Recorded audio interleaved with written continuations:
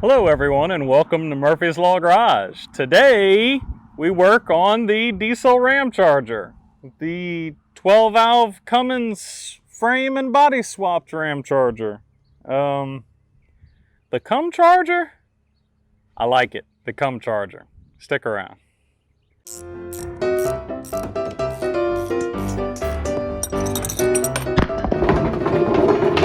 Dang it. All right, for all of you who are just joining us for this, since we gained so many subscribers, this is the 93, 94, I don't remember, 12 valve Ram 2500 frame, full drivetrain here that we've cut a section off the frame and then slid it back in here to make it the same wheelbase, actually a tiny bit longer than the Ramcharger, with the intents of moving that body onto this frame. Where we left off, me and Seth, the last time, is we just had these two bolts holding the leaf spring perches in. We need to, two more holes here. There's a Crossmember right there that we need to straighten out some bent ears on and take some rivets out of that gets bolted up here. And I've also put some thought into cutting a wedge right here and actually bending that whole bottom part of the frame up to this so that we can drill through it and bolt that cross member in like it was originally intended to, tying the bottom of that frame rail in. Previously I had thought about just stuffing a piece of a square or a rectangle tube in there, but I think we're just going to bend the frame to match since that seam has to be welded anyways. Well, anyways, let me get set up and let's get to this. Now, to be clear, I am personally of the opinion that Seth is some sort of miracle worker, the fact that he managed to make as many holes as he did and not ruin a drill bit. So no, I don't predict this is going to go well for me. We're going to give it a shot anyways, since I'm too impatient for all of the slow drilling. Let's get at it.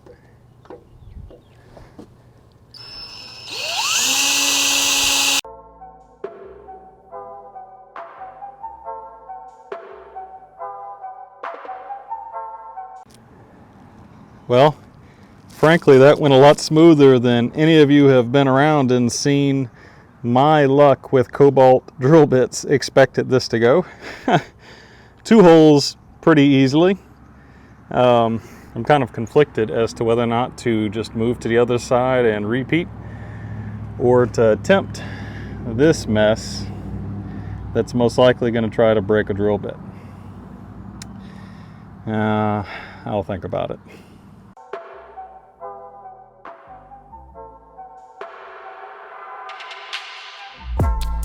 Wow, boy am I glad I stared at this a little longer and put the cross member up here. The holes I actually need to replicate are underneath. There's one here and there's one here kind of barely overlapping this hole. That is, I'm not even, ow, that's a sharp metal shard. It's going to require a lot of measuring and hoping that those holes end up in the right place. But we're going to come back to that. Something I need to do before I forget about it is replicate that hole. You see right here, I've got this one large hole. It's about 1 3/4 inches by measurement. The largest hole saw bit I have is 1.5 inches. I need to replicate that hole in the frame because it's how you access, I doubt you'll be able to see this. Down there's a nice big bolt that holds the leaf spring package on, and we need to still be able to access that. So I'm going to get set up and pop these two holes right here before I forget about them.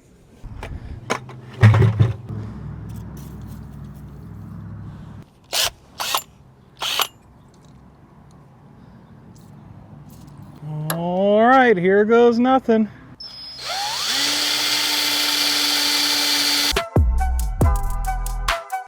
Ooh, that's going to be a hot potato.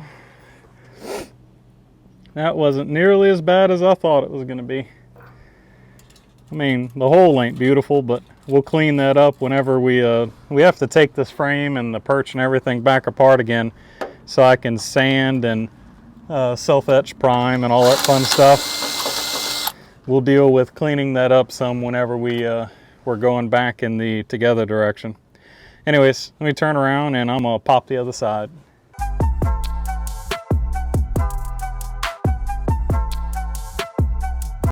All right, well there we go. You can see that bolt now. Yeah, if you would forget to drill that hole and weld this all together, you'd be in for a really bad time if and when it came to work on your suspension. Anyways, they're both done. Boop, boop. I think what I'm gonna move on to now is what I fear. I'm gonna measure and measure and measure and measure and mark where I believe these holes to exist underneath the frame right here on the top so that we can drill them. Y'all stick around for a bit. I'm sure I'm gonna mess this up.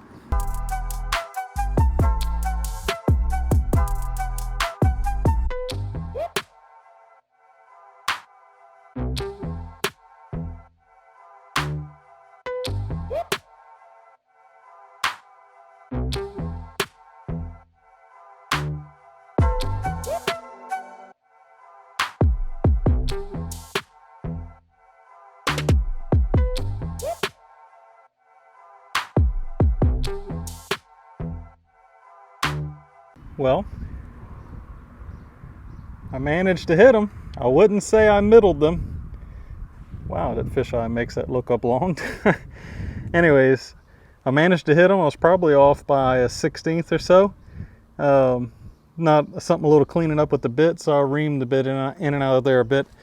The brace that runs this way, it is not mission critical for it to be perfectly straight left or right. That is the purpose of the bolts that are coming through the perch here, which are absolutely perfect, and they have to be because they're guided by the bolt holes for the perch.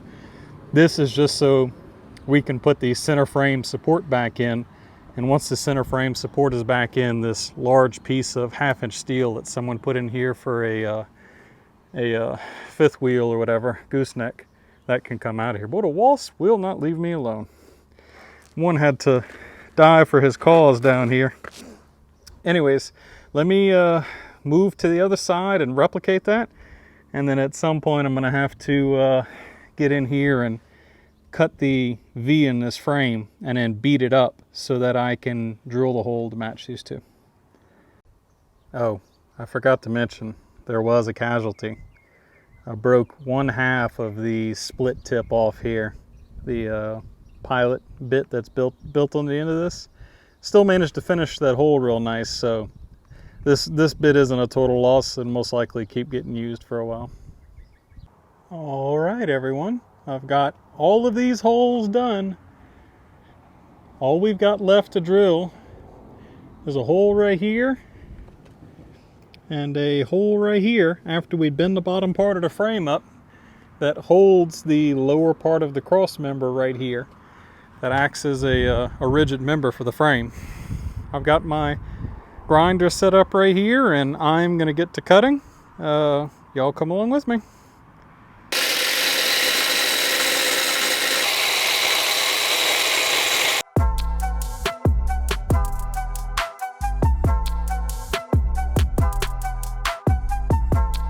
All right, let's see if we can get this piece out of here. It's kind of trapped in there a bit. Loud noise alert. There it is. All right, another big hunk of steel missing from the frame. And now what I've got is something that I can smooth out and give me the ability to fold the steel up to meet the bottom of the frame. Let me pull you all off of here. So then you can see here as I've cut that out, I need to grind it down a little bit. It's not perfectly even, doesn't really need to be. Just didn't want to take too much away. And what I'm going to do is I'm going to bend this whole piece upwards until it meets the old frame, and then this is all going to get welded together as a single unit after.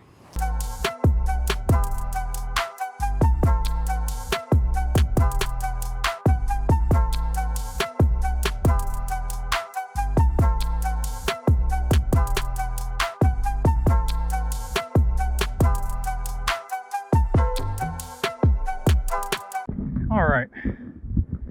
After much cutting and scratching and hammering and playing with the US Jack Porta Power, I finally come up with a way to bend this piece of steel that I freed up to get it to come up in the corner.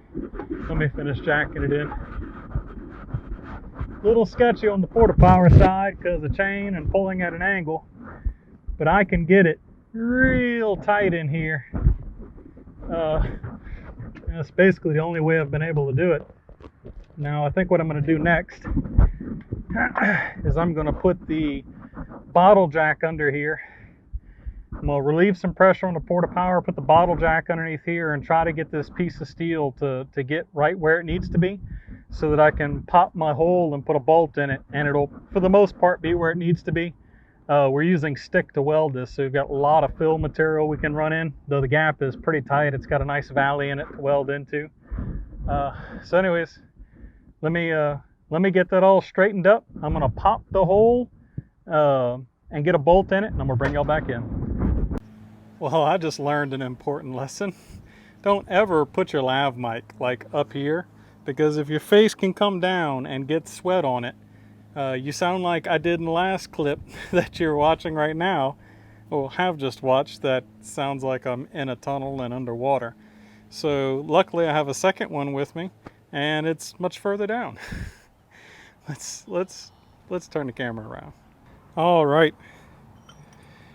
So as you can see here, I've gone ahead and tossed a bolt in there so that it's held in. I'm gonna pull a Porta Power off in just a second. This one is basically done. Walk around to the other side. You can see here it's all pulled up and in. When I release that, that's gonna straighten out a bit right there, and we've always got a hammer and welding to make that perfect, but now it actually matches the rear subframe shape, and there was no need to shove a piece of ugly tubing in there. Now, to do a whole bunch of rinsing and repeating on this side. Side note, Seth, if you're watching, and I know you are, they're all dead. Alright y'all, I am getting slap worn out, but I am not stopping till that cross member is put back in here. I've got the cross member sitting over there. They had some rivets still stuck in it. I've ground them out and I've beat those flanges straight again because they were a little bent up. I've got all of my holes made. I've got the frame creased where it needs to be, and it's ready to go back together again. So I'm gonna put you all on time lapse, and we are going to get that brace in and call it a wrap for today.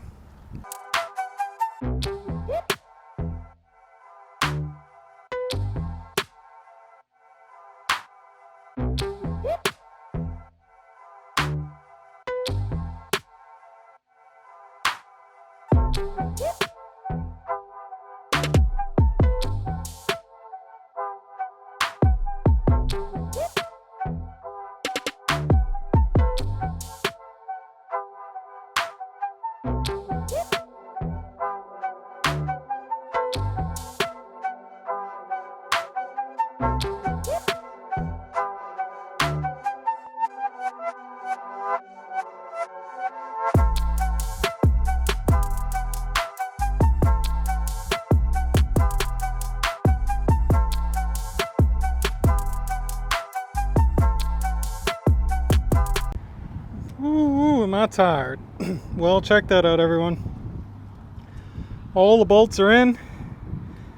They are not tightened